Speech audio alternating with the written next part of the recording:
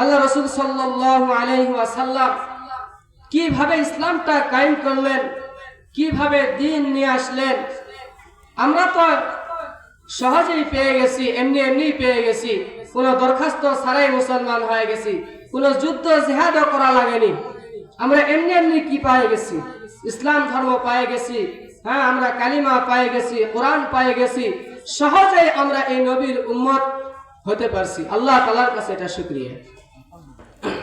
কিন্তু আল্লাহ রাসূল সাল্লাল্লাহু আলাইহি ওয়াসাল্লাম এই দিনটা যে কত কষ্ট, কত মুজাহিদা করার পরে এই দিনটা যে নিয়ে আসছেন, দিনের দাওয়াত দিতে যায় আল্লাহ রাসূল সাল্লাল্লাহু আলাইহি ওয়াসাল্লাম কত কষ্ট করেছেন।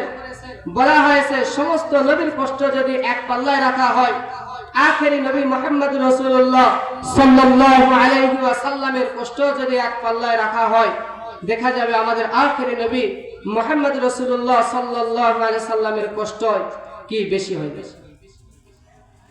তো আল্লাহ রাসূল সাল্লাল্লাহু আলাইহি সাল্লাম সে দাওয়াত দিয়েছে, কালিমার দাওয়াত দিয়েছে, তোমরা পড়ো লা ইলাহা ইল্লাল্লাহু মুহাম্মাদুর রাসূলুল্লাহ সাল্লাল্লাহু আলাইহি ওয়াসাল্লাম।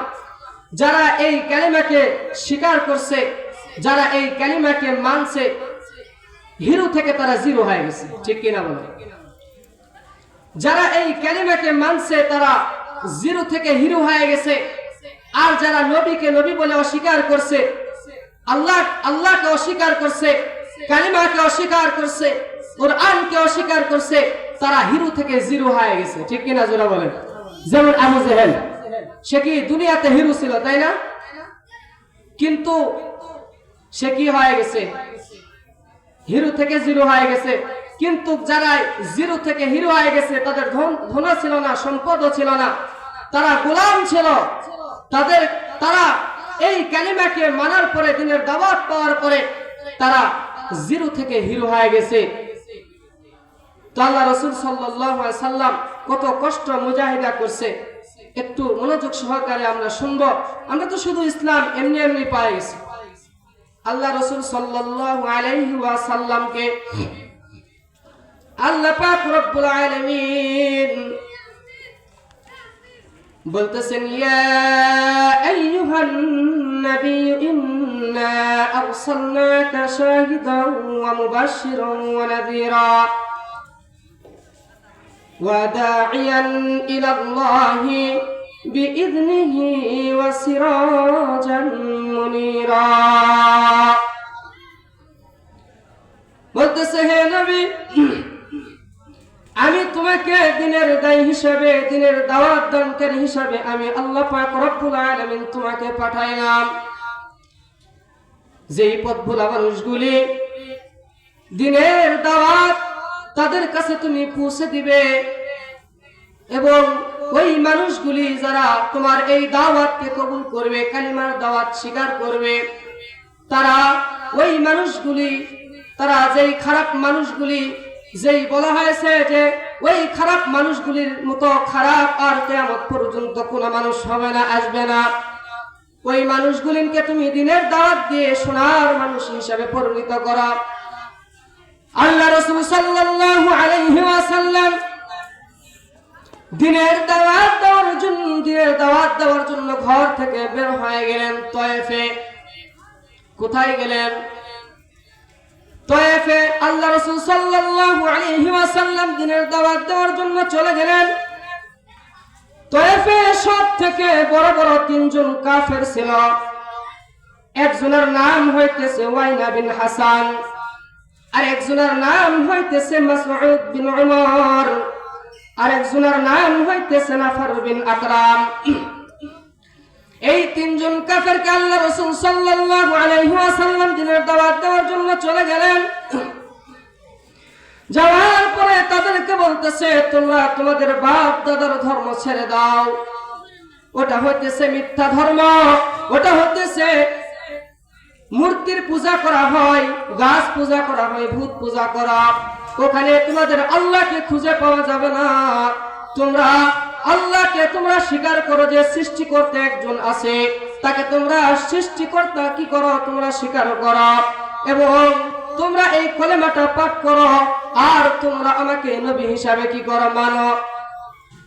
তোমরা বলো লা ইলাহা ইল্লাল্লাহু মুহাম্মাদুর রাসূলুল্লাহ সাল্লাল্লাহু আলাইহি ওয়াসাল্লাম। আর আমাকে তোমরা নবী হিসাবে তোমরা আমাকে কি করো মানো, আর কলেমা পড়ো, আল্লাহর প্রতি ঈমান নিয়ে আসো, তোমরা ইসলাম ধর্ম কবুল করো। ওয়াইল বিন হাসান, মাসউদ বিন উমর, নফর বিন আকরাম, তায়েফের তিনজন বড় বড় কাফের ছিল, বড় বড় নেতা ছিল। তারা বলতেছে তুমি কি পাগল হয়ে গেছো নাকি, যে মক্কার ভিতরে এত ধনী ধনী মানুষ থাকতে, এত বড় বড় মানুষ থাকতে তোমাকে আল্লাহ তাআলা নবী বানাইছে। নাউজুবিল্লাহ বলেন। আল্লাহ কি কারো আর কি কাউকে পাই নাই যে তোমাকে নবী বানাইছে? আল্লাহ রাসূল সাল্লাল্লাহু আলাইহি ওয়াসাল্লাম নিচের দিকে মাথা হেলা আছেন, অপমান করতেছে, তারা হাসাহাসি করতেছে, মস্কারি করতেছে, ঠাট্টা করতেছে। এই বলে তারা হাসাহাসি করতেছে, বলতেছে হুয়া মাজনুন, সে পাগল। হে তায়েফের ছোট্ট ছোট্ট বাচ্চারা, যুবকেরা, তোমরা তাড়াতাড়ি এইদিকে আসো, একে পাথর নিক্ষেপ করো, এখান থেকে একে তাড়িয়ে দাও। এক্ষুনি কি করো, একে পাথর নিক্ষেপ করো, এখান থেকে তাড়িয়ে দাও। ছোট্ট ছোট্ট বাচ্চারা কি করলেন, আল্লাহ রাসূল সাল্লাল্লাহু আলাইহি ওয়াসাল্লামকে কি করলেন, পাথর মারা শুরু করলেন। যুবকেরা পাথর মারা শুরু করলেন। 1 কিলো নয়, 2 কিলো নয়, 5 থেকে 6 কিলোমিটার পর্যন্ত আল্লাহ রাসূলকে কি করছেন, দৌড়ায় নিছেন। দৌড়াইতে দৌড়াইতে আল্লাহ রাসূল সাল্লাল্লাহু আলাইহি ওয়াসাল্লাম ক্লান্ত হয়ে গেছেন। এমন অবস্থায় একটা কাফের পিছন থেকে আল্লাহ রাসূল সাল্লাল্লাহু আলাইহি ওয়াসাল্লামের ডান পা মোবারক একটা বড় পাথর মারছে। পাথর মারার সঙ্গে সঙ্গে আল্লাহ রাসূল জমিনে পড়ে গেছেন। যাওয়ার পরে বলতেছে, আল্লাহ রাসূলের সঙ্গে ছিলেন আল্লাহ রাসূল সাল্লাল্লাহু আলাইহি ওয়াসাল্লামের পালক পুত্র যায়েদ। বলতেছে, যায়েদ, আমি এতক্ষণ ধরে চলতে পারতাম, এতক্ষণ ধরে আমি দৌড়াইতে পারতাম, কিন্তু এই কাফেরটা আমাকে এত জোরে আমার কি পাথর মারলো, পায়ের ভিতরে আমার পাথর মারলো, আমি তো এখন আর চলতেও পারি না, এখন তো আর দৌড়াইতেও পারি না। আল্লাহ পাক রব্বুল আলামিন বলতেছে, ওয়া মা আরসালনাকা ইল্লা রাহমাতাল লিল আলামিন, যে হে বান্দা, তোমাদেরকে আমি যেই নবী আমি পাঠাইছি, এই নবী হইতেছে তোমাদের জন্য রহমত স্বরূপ। সুবহানাল্লাহ বলেন। রহমতের নবী, দয়ার নবী, মায়ার নবী, যার গায়ে মাসি মুসা পর্যন্ত পরা হারাম ছিল, তাকে কি করলো, তায়েফের কাফেররা কি করলো, পাথর নিক্ষেপ করলো। এবার আল্লাহ রাসূল বলতেছে, যায়েদ, আমি তো এতক্ষণ ধরে চলতে পারতাম, এখন তো আমি আর চলতেও পারি না, আমি তো এখন আর হাঁটতেও পারি না। যায়েদ, আল্লাহ রাসূল সাল্লাল্লাহু আলাইহি ওয়াসাল্লামকে যায়েদ কি করলেন, ধরলেন। ধরার পরে আস্তে আস্তে হেঁটে হেঁটে নিয়ে যাইতেছে। কোনো গাছপালা নাই, কোনো ছায়া নাই, মরুভূমি প্রান্ত। আল্লাহ রাসূল বলতেছে, যায়েদ, দেখো তো কোনো গাছপালা বাড়িঘর দেখা যায় কিনা। যায়েদ বলতেছে, ইয়া রাসূলুল্লাহ, আশপাশটা কোনো গাছপালা দেখি না, কিন্তু অনেক দূরে দেখতে পাইতেছি একটা আঙ্গুরের বাগান। কিসের বাগান? একটা আঙ্গুরের বাগান দেখতেছি, কয়েকটা খেজুরের গাছ দেখতেছি। আল্লাহ রাসূল বলতেছে, যায়েদ, আমাকে ওখানে নিয়ে চলো। আঙ্গুরের বাগানের কাছে আল্লাহ রাসূল সাল্লাল্লাহু আলাইহি ওয়াসাল্লামকে নিয়ে গেলেন। যাওয়ার পরে আঙ্গুরের বাগানের পাশে ছিল একটা খেজুরের গাছ। খেজুরের গাছে আল্লাহ রাসূলকে কি করলেন, হেলান দিয়ে বসিয়ে রাখলেন। রাখার পরে আল্লাহ রাসূল বিশ্রাম নিতেছে। এমন তো অবস্থায় ওই আঙ্গুরের বাগানের মালিক আসতেছে। তায়েফে আঙ্গুরের বাগানের মালিকের নাম হইতেছে উতবা। উতবা কি করতেছে, আসতেছে, আঙ্গুরের বাগান দেখার জন্য আসতেছে। দূর থেকে দেখতেছে দুইটা মানুষ কি আছে, আঙ্গুরের বাগানের পাশে বসে আছে। আর একটু সামনে যায় দেখতেছে এ তো মক্কা থেকে আসছে। উতবা আবার আল্লাহ রাসূলের আত্মীয় হয়, এক সম্পর্কে। উতবা দেখে চিনতে পারছে এ তো মুহাম্মদ, এখানে কি করতে আসছে। অবশ্যই সে কি তায়েফে দাওয়াত দেওয়ার জন্য যায়, সে কি করছে, মার খাইছে, এই জন্য এখানে আসছে। উতবার কাছে যায় না।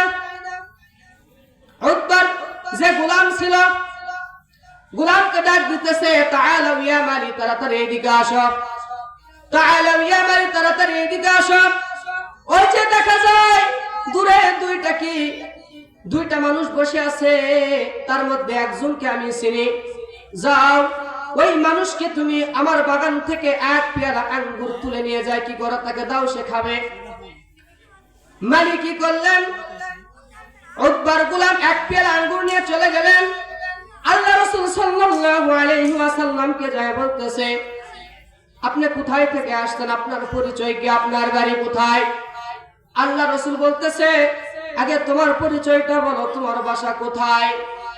বলতেছে, আমার বাসা হচ্ছে নিনাওয়া শহরে। বলতেছে, তুমি এখানে কি করো? বলতেছে, আমি এখানে উকবার গোলাম, আমি এখানে আঙ্গুরের বাগানে কাজ করি। বলতেছে, নিনাওয়া শহরে তোমার বাসা? আল্লাহ রাসূল বলতেছে, নিনাওয়া শহরে তোমার বাসা? বলতেছে, হ্যাঁ। বলতেছে, নিনাওয়া শহরে আমার একটা ভাই আছে। বলতেছে, আমার একটা ভাই আছে, আমার ভাইয়ের নাম হইতেছে ইউনুস বাগদাদী রাহমাতুল্লাহি আলাইহি, সুবহানাল্লাহ বলেন।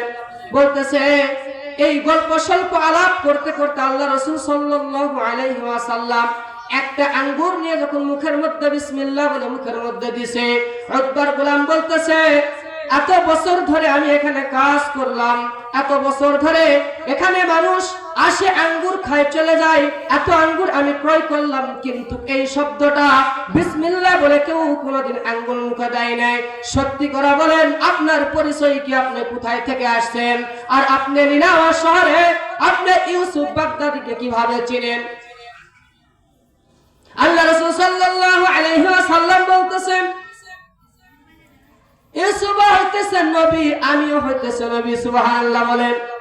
উকবার গোলামকে বলতেছে, ইউসুফ হইতেছে কি নবী, আমিও হইতেছি নবী। গোলাম বলতেছে, আপনি কি তাহলে সেই আখেরি নবী মুহাম্মদ রাসূলুল্লাহ সাল্লাল্লাহু আলাইহি ওয়াসাল্লাম? আল্লাহ রাসূল বলতেছে, হ্যাঁ, আমি সেই আখেরি নবী মুহাম্মদ রাসূলুল্লাহ সাল্লাল্লাহু আলাইহি ওয়াসাল্লাম। বলতেছে, ইয়া রাসূলুল্লাহ, আমার ধর্মের গ্রন্থের মধ্যে আমি পড়েছি শেষ জামানার মধ্যে একটা আখেরি নবী আসবেন। ইয়া রাসূলুল্লাহ, আমি আপনাকে কত খুঁজেছি, ইয়া রাসূলুল্লাহ, আর দেরি করেন না, এক্ষুনি আমাকে কালিমা পড়ে মুসলমান বানিয়ে দেন, সুবহানাল্লাহ বলেন। কওনাইন মুখতার খুদা তুমকো বানায়া, কওনাইন মুখতার খুদা তুমকো বানায়া, উম্মত का निगाहबान खुदा तुमको बनाया, उम्मत का निगाहबान खुदा तुमको बनाया। मौला मेरा आका मेरा रहमत के नबी है, मौला मेरा आका मेरा रहमत के नबी है। ताजदार मदीना है तो माहे अरबी है, ताजदार मदीना है तो माहे अरबी है, सुबहानाल्लाह बोलें। উতবা যাবে জাহান্নামে, আর উতবার গোলাম মালি যাবে কোথায়? জান্নাতের মধ্যে। এই জন্য আমি বলতেছিলাম, যারা এই কালেমাকে স্বীকার করছে, যারা আল্লাহ রাসূলকে রাসূল বলে মানছে, যারা আল্লাহকে স্বীকার করছে, তারা জান্নাতের সার্টিফিকেট পেয়ে গেছে, তারা জিরো থেকে হিরো হয়ে গেছে। আর যারা এই কালিমাকে মানে নাই, কোরআনকে মানে নাই, তারা হিরো থেকে জিরো হয়ে গেছে। দুনিয়াতেও বেইজ্জতি হয়েছে, আখিরাতে তো তারা জাহান্নামী, ঠিক কিনা জোরে বলেন। একটা গোলাম ছিলেন বেলাল হাবশী রাদিয়াল্লাহু তাআলা আনহু, তার ঘর নাই, বাড়িও নাই, পরনে শুধু ছিল একটা কাপড়। ওই একটা কাপড়ই হইতেছে তার সম্পদ। ওই কাপড় ছাড়া তার আর কোনো কি নাই, পুঁজি নাই। তার দাদা ছিল গোলাম, তার বাবা ছিল গোলাম, তার বংশধর পুরাটাই হইতেছে গোলাম। কিন্তু আল্লাহ সুবহানাহু ওয়া তাআলার দরবারে এমন কবুল হয়ে গেছে, আল্লাহ তাআলা এমন পছন্দ করছে যে আল্লাহ রাসূল সাল্লাল্লাহু আলাইহি ওয়াসাল্লাম মেরাজের সময় জান্নাতের মধ্যে যখন আল্লাহর রাসূল কি করছেন, যায় সফর করতেছেন। সফর করার সময় আল্লাহ রাসূল হাঁটতেছেন সামনের দিকে, কিন্তু বেলালের হাঁটার আওয়াজ, খরমের আওয়াজ আল্লাহ রাসূল পাইতেছে। সুবহানাল্লাহ বলেন। বেলালের হাঁটার আওয়াজ আল্লাহ রাসূল পাইতেছে। আসার পরে বলতেছে, বেলাল তুমি কি এমন আমল করো যে জান্নাতের মধ্যে তোমার খরমের আওয়াজ আমি পাইতেছি, অথচ তার কোনো ধন নাই, তার কোনো সম্পদ নাই, সে আল্লাহর জিকির করার কারণে কত অত্যাচার, তো কত নির্যাতন সহ্য করছে, কত মারধর করছে, জিবার মধ্যে পারাক মারছে, কিভাবে কালিমা স্বীকার করছে। তাদের মুখেও ছিল কালিমা, অন্তরে ছিল কালিমা, কিন্তু আজকাল আমাদের মুখে শুধু কালিমা আছে কিন্তু অন্তরের ভিতরে কিন্তু কালিমা নাই। ঠিক না বা ঠিক জোরে বলেন। অন্তরের ভিতরে একটা, মুখে আর একটা। জবান যদি দেই জবান কিন্তু ঠিক রাখি না, ঠিক কিনা বলেন। কিন্তু তাদের মুখের ভিতরে ঈমান ছিল, তাদের অন্তরের ভিতরে ঈমান ছিল। কেমন ঈমান পাকা পুক্ত ছিল একটু মনোযোগ সহকারে শুনবেন। আল্লাহ রাসূল সাল্লাল্লাহু আলাইহি ওয়াসাল্লাম মরুভূমির পথ পাড়ি দিতেছেন। হঠাৎ করে দেখতেছে একজন যুবক কি করতেছে, বকরি চড়াইতেছে, ছাগল চড়াইতেছে মরুভূমির ভিতরে। উমাইয়ার গোলাম হযরত বেলাল রাদিয়াল্লাহু তাআলা আনহু বকরি চড়াইতেছেন। আল্লাহ রাসূল সাল্লাল্লাহু আলাইহি ওয়াসাল্লাম অনেক পিপাসায় তার কলিজাটা ফেটে যাইতেছে এমন অবস্থা। আল্লাহ রাসূল হেরা গুহার থেকে ডাক দিতেছে, হে যুবক, হে রাখাল, এইদিকে আসো। বেলালকে ডাক দিতেছে, হে রাখাল এইদিকে আসো। হযরত বেলাল আল্লাহ রাসূলের সামনে গেলেন, যায় আল্লাহ রাসূলের চেহারার দিকে তাকিয়ে আছেন, এক ধ্যান ধরে চেহারা দেখতেছেন। সুবহানাল্লাহ বলেন। আল্লাহ রাসূলের চেহারা এত সুন্দর ছিল, এত সুন্দর ছিল, যদি কেউ একবার আল্লাহ রাসূলের দিকে তাকায় সে আর চোখ ফিরাইতে মন চায় না। এত রাসূল এত সুন্দর ছিলেন, এত সুন্দর ছিলেন। হযরত বেলাল তাকায় আছে, বলতেছে, হে রাখাল, তোমার কোন ছাগলের দুধ হয় কিনা, আমাকে একটা কি করে একটা ছাগল নিয়ে আসে, আমি একটু দুধ পান করব, দহন করব, দুধ দহন করব। বেলাল বলতেছে যে আমার এখানে তো একটা কোনো ছাগলের দুধ হয় না। বলতেছে, যাও এমনি একটা ছাগল তুমি কি করে নিয়ে আসো। যখন নিয়ে আসে দিয়েছে, আল্লাহ রাসূল সাল্লাল্লাহু আলাইহি ওয়াসাল্লাম স্তনের ভিতরে হাত লাগানোর সঙ্গে সঙ্গে স্তনটা দুধে ভরে গেছে। সুবহানাল্লাহ বলেন। দুধ দহন করছে, আল্লাহ রাসূল পান করছেন, রাখালকে খাওয়াইছেন। খাওয়ানোর পরে আল্লাহ রাসূল সেদিন চলে আসছে। রাখাল কি করছে, উমাইয়ার বাড়িতে চলে গেছে। কিন্তু রাতের বেলা হযরতে বেলালের আর ঘুম ধরে না, আর ঘুম আসে না চোখে। কি ব্যাপার, এমন একটা যুবককে আমি আজকে দেখলাম, এত সুন্দর চেহারার মানুষ আমি তো আর মক্কার জমিনে কখনো দেখি নাই। এই যুবকটাকে আমাকে শুনতে হবে। পরের দিন আবার ইচ্ছা করে কি করছে, ছাগলগুলো নিয়ে গেছে। সেই দিন মনের ভিতরে একটা বাসনা, তার পরিচয় শুনবে সে কোথায় থাকে, তার বাসনা এইরকম একটা মনের ভিতরে সে কি কথাগুলি গুছিয়ে নিয়ে গেছেন। আজকে আমি কি করবো, যুবকের সঙ্গে দেখা হলে শুনবো। আল্লাহ রাসূল সাল্লাল্লাহু আলাইহি ওয়াসাল্লাম সেখানে গেছেন। পরের দিন আবার ডাক দিবেন, কিন্তু হযরত বেলাল যেই গুছানো কথাগুলো আল্লাহ রাসূলের চেহারার দিকে তাকায়া সব ভুলে গেছে। তার আর কিছু মনে পড়ে না, কি বলবে, শুধু তাকায় আছে। পরের দিন আবার ঘুরে আসতে আবার চিন্তা করতেছে, কিন্তু আল্লাহ রাসূল তো আর যায় নাই। পরের দিন আর দেখা হয় না। হযরত বেলাল রাদিয়াল্লাহু তাআলা আনহু রাতের বেলা ঘুমাইবেন এমন সময় উমাইয়া এসে বলতেছে, কালকে সকালে কি হবে, কয়েকদিন পরে আমার বাড়িতে মেহমান আসবে, এই 15 কেজি চাল কি করো, তুমি আটা বানায় রাখো, আমার মেহমান আসবে। কিন্তু হযরত বেলালের গায়ে প্রচন্ড জ্বর। সে মুনিবকে বলতে পারে না যে আমার গায়ে জ্বর, আদবের একটা খেলাফ হবে এই জন্য। হযরত বেলাল রাদিয়াল্লাহু তাআলা আনহু কিছু আটা যখন পেশার পরে সে আর চলতেছে না, তার শরীর চলতেছে না, ক্লান্ত হয়ে গেছে, ঘুমে গেছে। সকালবেলা কি করছে, সকালবেলা এরকম এসে বলতেছে যে দাও আমার আটাগুলো দাও। মালিককে বলতেছে আটাগুলো তো সবগুলো পিষা হয়নি, তো আটাগুলো পিষলে না কেন? বলতেছে আমি আমার গায়ে প্রচন্ড জ্বর ছিল, আমি অসুস্থ ছিলাম, এই জন্য আমি সবগুলো আটা পিষতে পারিনি। যখন এই কথা বলছে হযরতে বেলালের গায়ে দুইটা থাপ্পড় মারছে, বকাবকি দিতেছে, মাথার চুল ধরে টান মারছে, বুকের ভিতরে এত জোরে একটা লাথি মারছে। হযরতে বেলাল বলেন আমি মৃত্যুর আগ পর্যন্ত ওই লাথির ব্যথা আমি ভক্ষণ করেছি। মেরে ঘর থেকে হযরতে বেলালকে বের করে দিয়েছে। হযরতে বেলাল মক্কার রাস্তার ভিতরে বসে আছে। একদিন যাই, 2 দিন যাই, 3 দিন যায়, হযরতে বেলালকে কিছু খেতে দেয় না।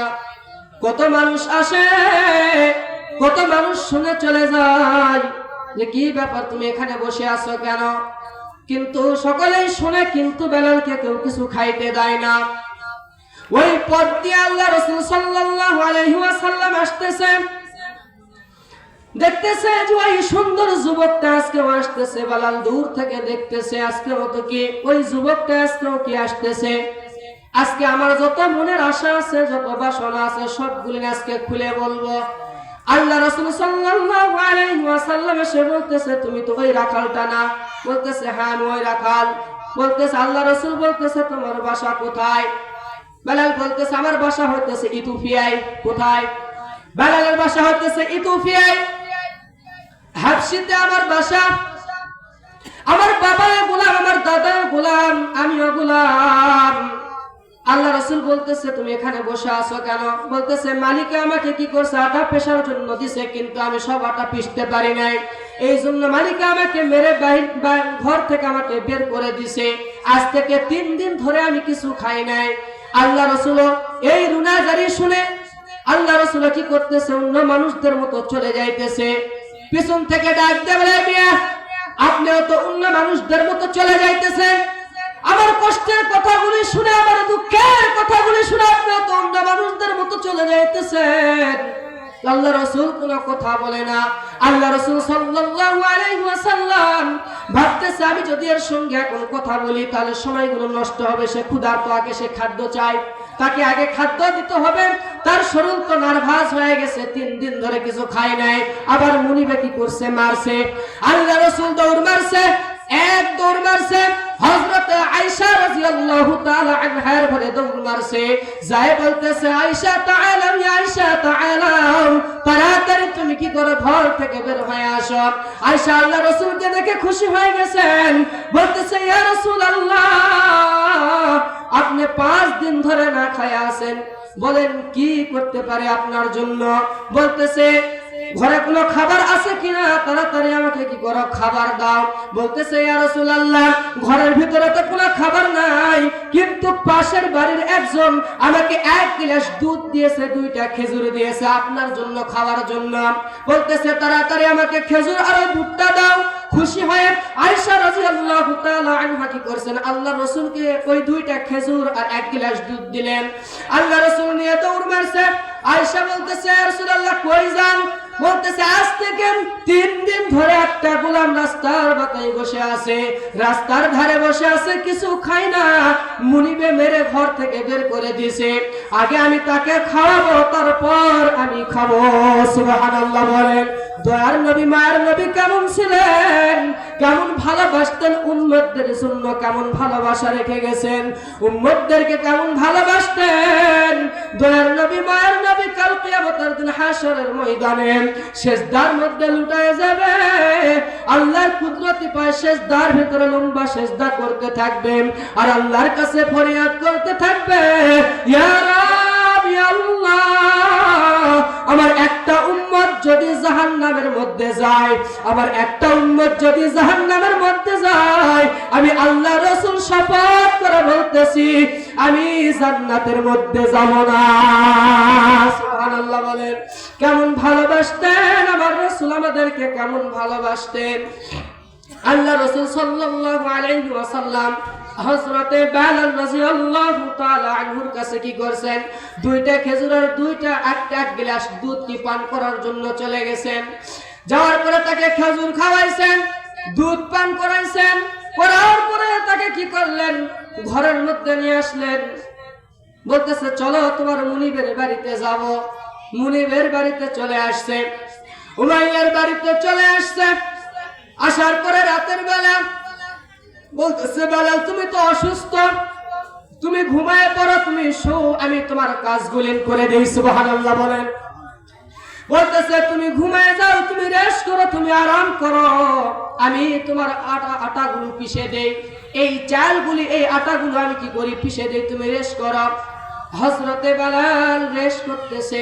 আল্লাহ রাসূল সাল্লাল্লাহু আলাইহি ওয়াসাল্লামের চাদর মোবারক দিয়ে হযরতে বেলালকে কি করছে গায়ের উপরে উড়াই দিছে। হযরতে বেলাল ঘুমাইতেছে, আল্লাহ রাসূল জাতা পিষতেছে, নিজের হাতে আল্লাহ রাসূল জাতা পিষতেছে, আটা পিষতেছে, নিজের হাতে আটা পিষতেছে, আটা পিষতেছে। আর হযরতে বেলাল আরামে ঘুমাইতেছে ঘুমাইতেছে। শেষ রাতে ফজরের আযানের আগে এক মুহূর্ত বেলাল চেতন পাইছে, জাগ্রত হইছে। জাগ্রত হওয়ার পরে দেখতেছে যুবকটা, সুন্দর যুবকটা আটা পিষতেছে, কিন্তু তার চেহারার ভিতরে কোনো ক্লান্তির ছাপ দেখা যায় না। আল্লাহ রাসূলের চাদরটা ছিল ছেঁড়া, ছোট্ট ছোট্ট ফুটা ছিল। হযরতে বেলাল চোখটা বের করে দিয়ে চাদরের ভিতর থেকে দেখতেছে আল্লাহ রাসূলের চেহারা মোবারক, দেখতেছে সুন্দর চুলগুলি দুলতেছে হেলতেছে, সুন্দর চেহারার দিকে তাকায় আছে, কিন্তু চেহারার ভিতরে কোনো ক্লান্তির ছাপ নেই। আল্লাহ রাসূল সাল্লাল্লাহু আলাইহি ওয়াসাল্লামের যে গায়ের ঘামগুলি ছিল টপ টপ করে জমিনের মধ্যে পড়তেছে। হযরতে বেলাল বলেন আল্লাহ রাসূলের যে গায়ের ঘামগুলি ছিল ওগুলা মিশকা আম্বরের থেকেও বেশি সুগন্ধ। সুবহানাল্লাহ বলেন। আমি দেখতেছি ওই ঘামগুলি যেন মুনি মুক্তার মতো ঝকঝক করতেছে। সুবহানাল্লাহ বলেন। আমি উঠে আসলাম, আসার পরে আল্লাহ রাসূল সাল্লাল্লাহু আলাইহি ওয়াসাল্লামের হাতটা চিপে ধরলাম, ধরে বলতেছে ও সুন্দর যুবক, এত সুন্দর চেহারা, সত্যি করে বলেন আপনার বাসা কোথায়, আপনার পরিচয় কি? আপনি যদি আমাকে পরিচয় না দেন, আজকে যদি আপনি আপনার বাসার কথা যদি না বলেন, আপনার বাড়ি কোথায় এটা যদি আমাকে না বলেন, আপনার নামকে পরিচয় যদি আপনি আজকে না দেন, আমি আপনার পিছু ছাড়ব না। আল্লাহ রাসূল সাল্লাল্লাহু আলাইহি ওয়াসাল্লাম বলতেছেন হে গোলাম, তুমি আমার পরিচয় শুনতে চাও, আমার বাসা কোথায় তুমি শুনতে চাও? আমি হইতেছি মুহাম্মদ, আনা মুহাম্মদ ইবনে আব্দুল্লাহ। সুবহানাল্লাহ বলেন। আমি হইতেছি আনা মুহাম্মদ ইবনে আব্দুল্লাহ, আমি হইতেছি মুহাম্মদুর রাসূলুল্লাহ সাল্লাল্লাহু আলাইহি ওয়াসাল্লাম। বেলাল হাবশী রাদিয়াল্লাহু তাআলা আনহু এই কথা শুনে বলতেছে ইয়া রাসূলুল্লাহ, আপনি কি তাহলে সেই আখেরি নবী মুহাম্মদুর রাসূলুল্লাহ? বলতেছে জি হ্যাঁ, আমি সেই আখেরি নবী মুহাম্মদুর রাসূলুল্লাহ সাল্লাল্লাহু আলাইহি ওয়াসাল্লাম। বলতেছে ইয়া রাসূলুল্লাহ, আমি আপনাকে মক্কার ভিতরে কত খুঁজেছি, কত আমি রাস্তায় রাস্তায় আপনাকে খুঁজেছি, আপনার নাম আমি কত শুনেছি, কিন্তু আমার মুনিবে তো আপনাকে ভালো বলে না। আমার মুনিবে বলে আপনি অনেক খারাপ মানুষ, আপনি মানুষের ভিতরে দ্বন্দ্ব লাগায়া দেন, আপনি মানুষের ভিতরে অশান্তি লাগায়া দেন, আপনি বলে মানুষকে গালাগালি করেন, আপনি বলে স্বামী স্ত্রীর ভিতরে ঝগড়া বাঁধায়া দেন। নাউজুবিল্লাহ বলেন। আমার মুনিবে তো আপনার নামে এরকম বদনাম করে। বলতেছে আপনি তাহলে সে আখেরি নবী। ইয়া রাসূলুল্লাহ, আর দেরি করেন না, এক্ষুনি তাড়াতাড়ি আমাকে কালিমা পড়ে মুসলমান বানায়া দেন। সুবহানাল্লাহ বলেন। কওনাইন মুখতার খুদা তুমকো বানায়া, কওনাইন মুখতার খুদা তুমকো বানায়া, उम्मत का निगाहबान खुदा तुमको बनाया, उम्मत का निगाहबान खुदा तुमको बनाया। मौला मेरा आका मेरा रहमत का नबी है, मौला मेरा आका मेरा रहमत का नबी है। ताजदार मदीना है तो माहे अरबी है, ताजदार मदीना है तो माहे अरबी है। अल्लाहु अकबर बोलें।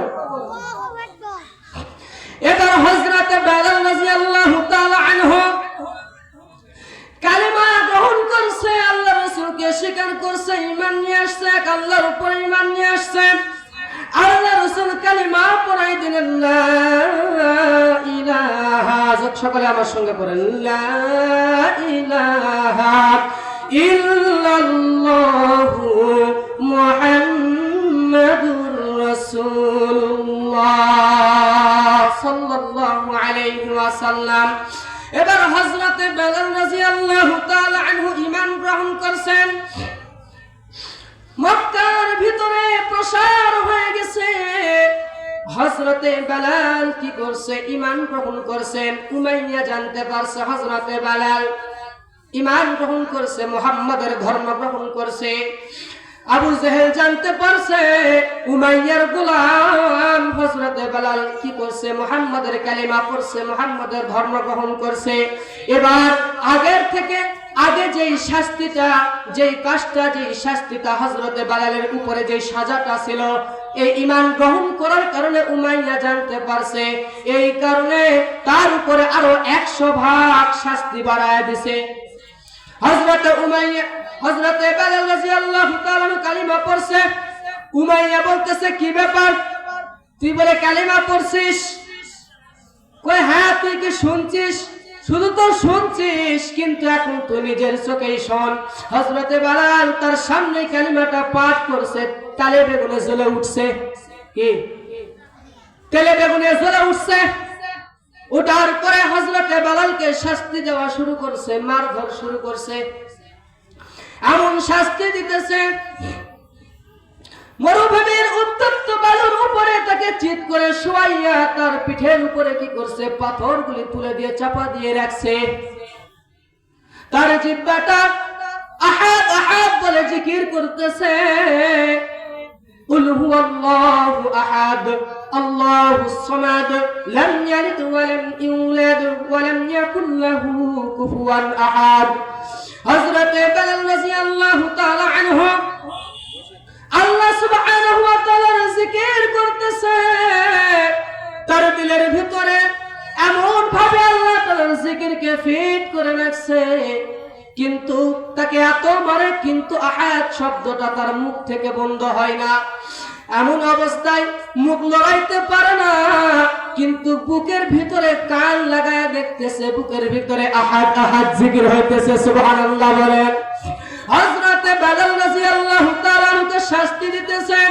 পাগলা ঘোড়া তার পিছনে ওষা লাগাইয়া হযরত বেলালকে পাথরের উপরে টানতেছে, কাঁটাওয়ালা পাথরগুলির উপর দিয়ে ঘোড়া চালাইতেছে, হযরত বেলালকে শিশরে নিয়ে যাইতেছে। হযরত বেলাল অজ্ঞান হয়ে গেছে, পাথরের উপর দিয়ে হাঁটতেছে, আর তার গায়ের গোশতগুলি খুলে খুলে আল্লাহর জমিনে পড়তেছে। হযরত বেলাল এত কষ্ট করতেছেন। হযরত আবু বকর রাদিয়াল্লাহু তাআলা আনহু ওই পথ দিয়ে যাইতেছে, দেখতেছে হযরত বেলাল চিৎকার করতেছে, আহাদ আহাদ বলে চিৎকার করতেছে। এত মারে, এত সাজা দেয়, কিন্তু আউশ কখনোই তার জবান থেকে বের হয় না। যতই চাবুকের আঘাত করে, যতই পাথর মারে, জিবাটা টেনে পারাক মারছে, তারপরে আহাদ আহাদ জিকিরটা মুখ থেকে সরে নেয়। উমাইয়া বলতেছে, তুই ওই কালেমা বাদ দিবি, তুই ওই কালেমা বাদ দিবি, তুই ওই ধর্ম বাদ দিবি কিনা বল। হযরত আবু বকর রাদিয়াল্লাহু তাআলা আনহু আল্লাহ রাসূলকে এসে বলতেছে, ইয়া রাসূলুল্লাহ, ওরা তো বেলালকে মেরে ফেলবে, এত শাস্তি দিতেছে, ইয়া রাসূলুল্লাহ, ওরা তো বেলালকে মেরে ফেলবে, বেলালকে উদ্ধার করতে হবে। আল্লাহ রাসূল বলতেছে, কেন? বলতেছে, বেলাল তো জিকির করতেছে জোরে জোরে, এই জন্য তাকে শাস্তি দিতেছে। আল্লাহ রাসূল বলতেছে, যাও বেলালকে বলো যে আল্লাহর জিকিরটা একটু ধীরে ধীরে করতে বলো। হযরত আবু বকর রাদিয়াল্লাহু তাআলা আনহু এসে বেলালকে বলতেছে, বেলাল, আল্লাহ রাসূল বলতেছে আল্লাহর জিকিরটা একটু ধীরে ধীরে বলো, তাহলে ওরা আর তোমাকে মারবে না। একটু মিথ্যা কথা বলো, তাহলে আর তোমাকে মারবে না। জীবন বাঁচানোর জন্য মিথ্যা কথা বলা কিন্তু জায়েজ আছে। জীবন বাঁচানোর জন্য মিথ্যা কথা বলা জায়েজ আছে। দুই ক্ষেত্রে মিথ্যা কথা বলা জায়েজ আছে। কই ক্ষেত্রে? দুই ক্ষেত্রে। এক নাম্বার হইতেছে জীবন বাঁচানোর জন্য মিথ্যা কথা জায়েজ আছে, আর একটা হইতেছে অপর ভাই অপর সঙ্গে কি করছে, গন্ডগোল ফাসাদ লাগছে, কিন্তু আপনি এই কথাটা বললে সে কি শান্ত হবে যে ভাই ও ভালো কথা বলছে, ও আসে বলবেন ভালো কথা বলছে, তাহলে কিন্তু কি তারা সমাধান হয়ে যাবে। কিন্তু আজকাল আমরা এমন হয়ে গেছি যে কিভাবে আরো গন্ডগোল ফাসাদ বেশি হবে, আরো লাগাই দাও, আরো আগুন জ্বালাই দাও, আরো সংসারের ভিতরে আগুন জ্বলুক। ঠিক না বা ঠিক? জোরে বলেন। এবার হযরতে বেলাল রাদিয়াল্লাহু তাআলা আনহু কালিমা পড়ছে, আল্লাহর জিকির জোরে জোরে করতেছে। হযরতে আবু বকর রাদিয়াল্লাহু তাআলা আনহু বেলালকে সে বলতেছে, বেলাল আল্লাহ রাসূল বলতেছে জিকিরটা একটু ধীরে ধীরে করুন, কিন্তু হযরতে বেলাল বলতেছে আবু বকর শুনিয়া নাও, যে রাসূলকে আমি একবার বিশ্বাস করছি, দিলের মধ্যে আমি কি করছি, স্থান দিয়েছি, যে জবানে একবার আল্লাহর কালিমা পড়ছি, যে জবানে একবার আল্লাহকে স্বীকার করেছি, যে জবান দিয়ে একবার হাত বলছি, আমাকে যতই মারুক না কেন, আমাকে যদি দুনিয়া থেকে শহীদ করিয়া দেয়, আমাকে যদি আর মারতে মারতে যদি আমাকে মেরে ফেলে, তবু আমি বেলাল আমার এই জবান থেকে আমি কালেমা আর আল্লাহর জিকির কখনোই ধীরে করব না। সুবহানাল্লাহ বলে।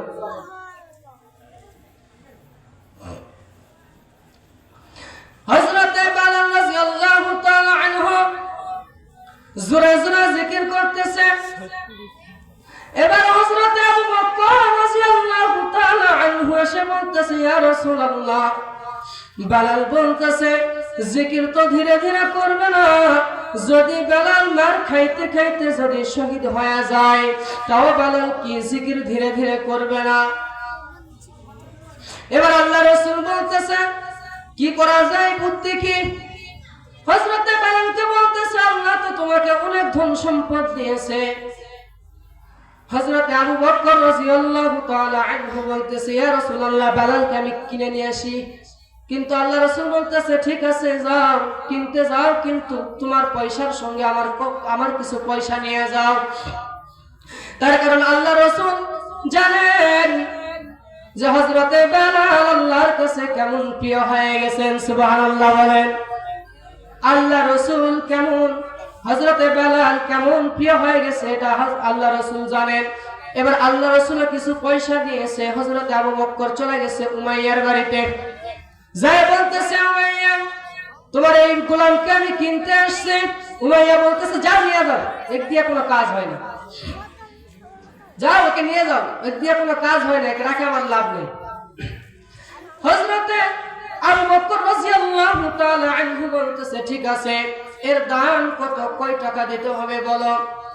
উমাইয়া হাসতে হাসতে মস্কারি মারে, টিটকারি মারে, বলতেছে দাও 10 দিরহাম স্বর্ণ মুদ্রা দাও। কয় দিরহাম? 10 দিরহাম স্বর্ণ মুদ্রা দাও। বলার সঙ্গে সঙ্গে হযরত আবু বকর রাদিয়াল্লাহু তাআলা আনহু পকেট থেকে বের করে 10 দিরহাম স্বর্ণ মুদ্রা দিয়ে দিয়েছে। উমাইয়া বলতেছে তোমার থেকে বোকা আর এই পৃথিবীতে কেউ নেই। বলতেছে কেন? এমন একটা গোলাম তুমি যদি আমাকে দাম দর যদি তুমি কমাই দিতে, যদি তুমি আমাকে একটা যদি স্বর্ণ মুদ্রা দিতে, আমি এই গোলামকে দিয়ে দিতাম। হযরত আবু বকর বলতেছেন উমাইয়া মালিকের মালিক চিনে কি চিনে? মালিকের মালিক চিনে, মালিকের মালিক চিনে, কিন্তু তুমি এই বেলালকে চিনো না। উমাইয়া তুমি 10 দিরহাম কেন, তুমি যদি 100 দিরহাম যদি তুমি আমার থেকে আজকে চাইতে, তাহলে 100 দিরহাম দিয়ে আমি আজ বেলালকে কিনে নিয়ে যাইতাম। সুবহানাল্লাহ বলেন। হযরত আবু বকর রাদিয়াল্লাহু তাআলা আনহু হযরতে বেলালকে কিনে নিয়ে আসছে, আল্লাহ রাসূলের দরবারে চলে আসছে। এবার আল্লাহ রাসূল বলতেছে তুমি আমার গেটের মধ্যে কি করবা? পাহারা দিবা, তুমি আমার গেটের মধ্যে থাকবা। আল্লাহর কাছে হযরতে বেলাল জিকিরের মাধ্যমে জিকির করার কারণে আল্লাহর কাছে এত প্রিয় হয়ে গেছে। নাই কোনো ঘরবাড়ি, নাই কোনো বাড়ি, নাই কোনো কাপড়, নাই কোনো পোশাক পরনে, একটাই কাপড়। আল্লাহর কাছে এত মাহবুব হয়ে গেছে, তারা জিরো থেকে হিরো হয়ে গেছে। আর যারা আল্লাহর কোরআনকে মানে নাই, যারা কালেমাকে মানে নাই, তারা হিরো থেকে জিরো হয়ে গেছে। এবার হযরতে বেলাল রাদিয়াল্লাহু তাআলা আনহু আল্লাহর রাসূলের গেটের সামনে দাঁড়ায় থাকেন। হযরতে আবু বকর রাদিয়াল্লাহু তাআলা আনহু যদি আল্লাহ রাসূলের সঙ্গে দেখা করতে যায়, পারমিশন লাগে বেলালের। হযরত ওমর যদি আল্লাহ রাসূলের সঙ্গে দেখা করার জন্য যায়, পারমিশন নেওয়া লাগে হযরতে বেলালের। কি রকম দামি মানুষ হয়ে গেছে। হযরতে বেলাল গেটের মধ্যে দাঁড়িয়ে আছে, মুয়াজ্জিনের দায়িত্ব পাইছেন। আল্লাহ রাসূল ইমামতি করে আর হযরতে বেলাল আযান দেয়। হঠাৎ করে একদিন আযান দিতে দিতে একজন হঠাৎ করে সাহাবীরা নালিশ করছে, আল্লাহ রাসূলের কাছে নালিশ করছে, ইয়া রাসূলুল্লাহ, বেলালের আযান তো সহিহ হয় না, আশহাদু বলতে পারে না, আসহাদু বলে। বেলালের আযান তো সহিহ হয় না, ইমাম কি করেন, মুয়াজ্জিনটা বদলায়া দেন।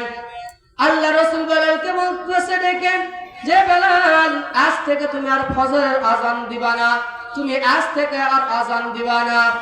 হযরতে বেলাল চিন্তার মধ্যে পড়ে গেলেন। আল্লাহর রাসূল বলছে আজ থেকে আর ফজরের আযান দিব না, আজ থেকে আমার মুয়াজ্জিন আর হবে না, আমি আজ থেকে আযান দিব না। কেন, কি ব্যাপার, কি হইল? হযরতে বেলালের মন খারাপ। নামাজ পড়ার পরে সব মানুষ ঘরের ভিতরে চলে গেল। এশার নামাজের পরে সমস্ত মানুষ যার যার বাড়ি সে চলে গেল, কিন্তু বেলাল আর বাড়ির ভিতরে যায় না, বেলাল আর বাড়িতে যায় না। মসজিদে নববীর ভিতরে গম্বুজের পাতায় দুইখানি হাত আল্লাহর দরবারে উঠাইছে।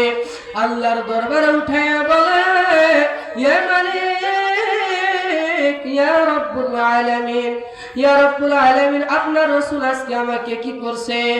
আজকে আমাকে আযান দিতে নিষেধ করছে। ইয়া রব্বুল আলামিন, আমার আযানটাও সহিহ হয়, কিন্তু আল্লাহ আমার আযানটা ঠিকই ছিল, কিন্তু আমার জিবার ভিতরে পারাক মারার কারণে আমি আপনার নামটা আমি সহি শুদ্ধভাবে নিতে পারি না, আমার আযানটা সহি হয় না।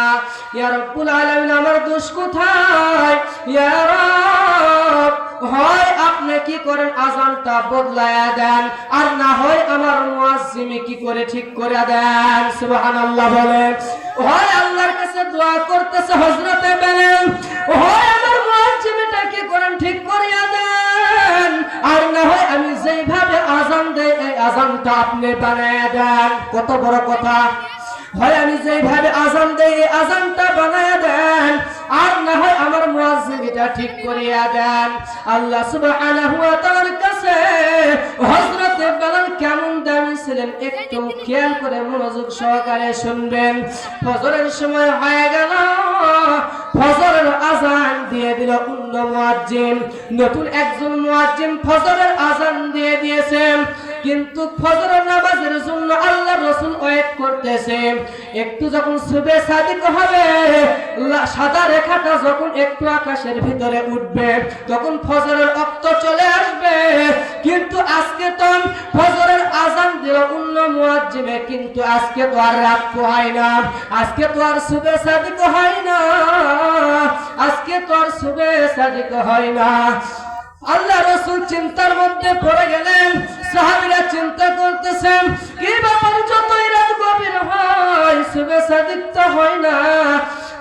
আল্লাহ সুবহানাহু ওয়া তাআলা জিবরাইল আলাইহিস সালাতু ওয়াস সালামকে আল্লাহ রাসূলের কাছে পেঠে দিয়ে বলতেছেন, কি ব্যাপার, আজকে আমার বন্ধুর মসজিদে কি আযান হয় না? যাও তো একটু খবর নাও। আজকে আমি তো আমার বন্ধুর মসজিদে, মক্কার মসজিদের আযান শুনতে পাই না, কি ব্যাপার?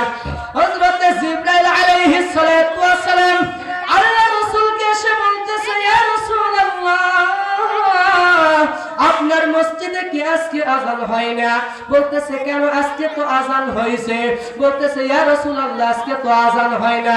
আল্লাহ রাসূল বলতেছেন অন্য দিনের থেকে আজকে আরো সহি শুদ্ধভাবে আযান হয়েছে। কে বলল আযান হয় নাই?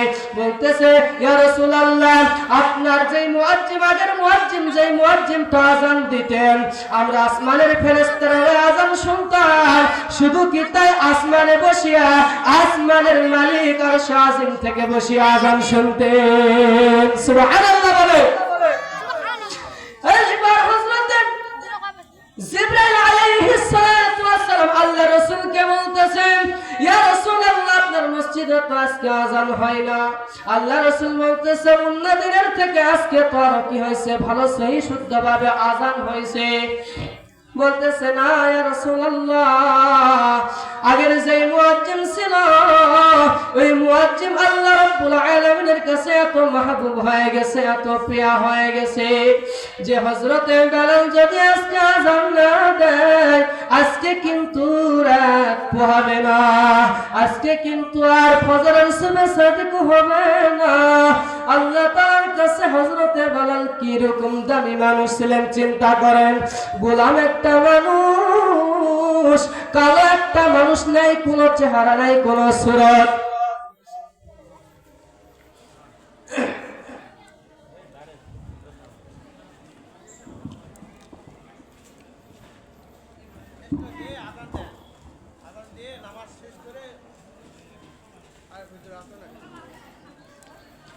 তো হযরতে বেলাল রাদিয়াল্লাহু তাআলা আনহু,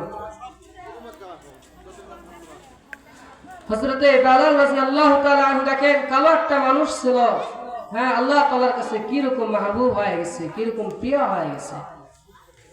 তো আল্লাহ সুবহানাহু ওয়া তাআলা জিকির বেশি বেশি করার তৌফিক দান করুন এবং আল্লাহ রাসূলের যে সুন্নাতগুলো আছে, আল্লাহ তাআলার হুকুমগুলো আমাদেরকে মেনে চলার তৌফিক দান করুন। সকলে বলি আমিন। ওয়া আখিরু দাওয়ানা আলহামদুলিল্লাহি রাব্বিল আলামিন। যিনারা এখনো মাদ্রাসার ছেলেপেলে বাইরে ঘোরাফেরা করতেছে, এক্ষুনি আযান হবে, আমরা সকলেই প্যান্ডেলের মধ্যে চলে আসি। আমরা সকলে রুমের মধ্যে চলে যাই। মাদ্রাসার সমস্ত ছেলেপেলে আমরা রুমের মধ্যে চলে যাই। সকলে কি রুমের মধ্যে চলে যাই? মিডিয়া হবে, সকলে রুমের মধ্যে চলে যান। যে যেখানে আছেন আমাদের মাদ্রাসার ছাত্র ভাই, যে যেখানে আছেন তাড়াতাড়ি আমরা মাদ্রাসার মধ্যে মাদ্রাসার রুমে চলে যাই। এক্ষুনি আমাদের মিডিয়া হবে। আযান দেন, আযানটা দিয়ে দেন। আযান দিয়ে এখানে প্যান্ডেলে নামাজ হবে, এটা এলান করে আযান দেন। 7:15 নামাজ হবে। হ্যাঁ আযান দেন, মসজিদেও নামাজ হবে, এখানে হবে বলে দিন। যাও চলে না, তাড়াতাড়ি যাও, তোদের কাছে তোমাদের কাছে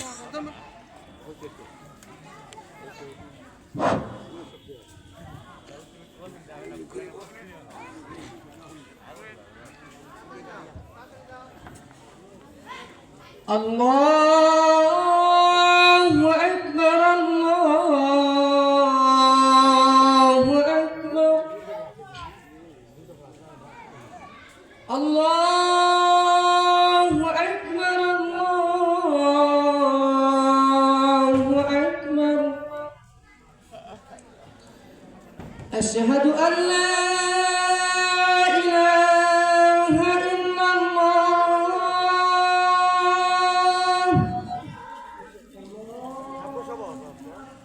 أشهد أن لا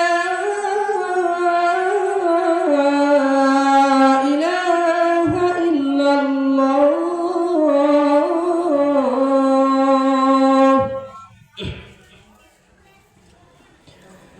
أشهد أن محمد رسول الله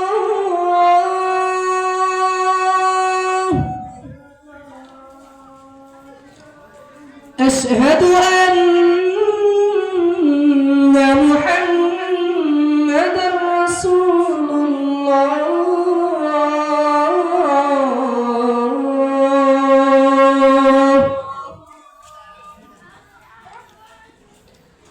حي على الصلاة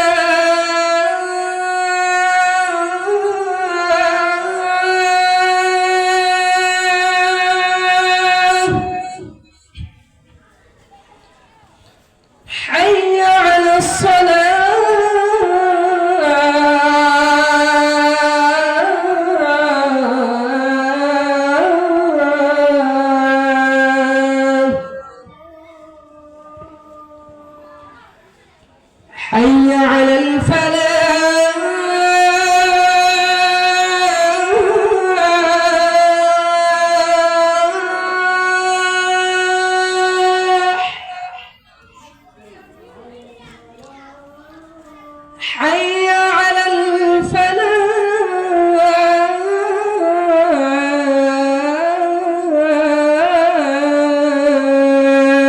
الفلاح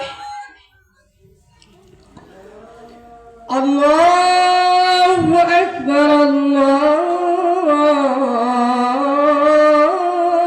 الله أكبر لا